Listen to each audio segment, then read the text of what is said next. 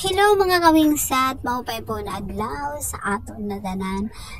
Ngayong araw ay gagawa tayo ng napakasarap at napaka-creamy na hulog-hulog. So, hulog-hulog po ang tawag nito dito sa amin. Ewan ko po sa ibang lugar kung ano. So, before that, follow and subscribe po muna my channel.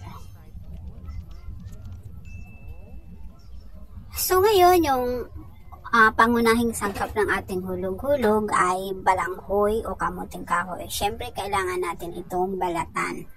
Pagkatapos natin balatan, ay huhugasan po ito natin ng maigi before po natin ikudkod o i-process yung ating balanghoy. Balanghoy, bilanghoy, or kamuting kahoy, iisa lang po yan. So, ngayon, pagkatapos natin i-process yung ating balanghoy, kumuha po tayo ng isang malinis na tila at pipigaan po natin ito. So, sa pagpipiga naman guys, o mga kawingsat, hindi naman kailangan yung pigang-piga na talagang tuyo na.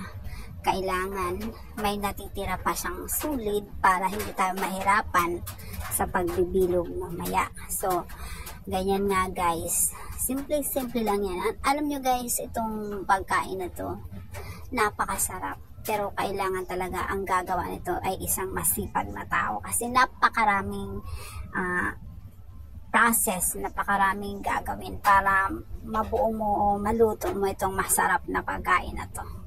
So, yan.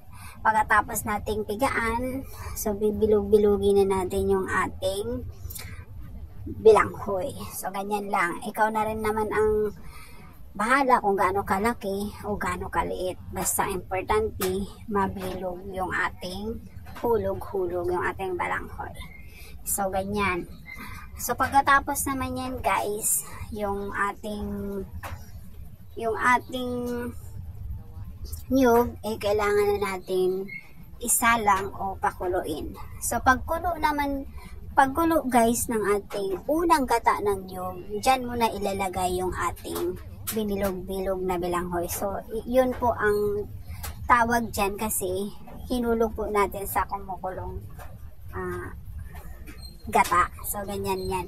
Unang gata yan ng nyug. So, may natitira pa akong gabi dyan o butig. Nilagay ko na lang so dagdag pampalasa yan guys.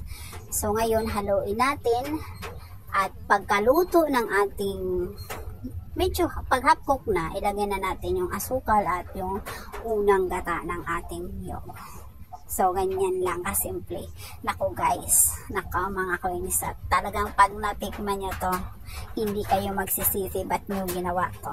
So, there you are guys, luto na yung ating hulog-hulog, ang ating snack for the day. At titikman na natin ito guys. Napakasarap nito guys. Ewan ko ba, yung mga pagkain na ang dami mong kailangan gawin, ang daming process bago maluto, yun ang masarap kainin guys. Totoo yun, di ba? So, there you are guys. Luto na yung ating snack. Thanks for watching.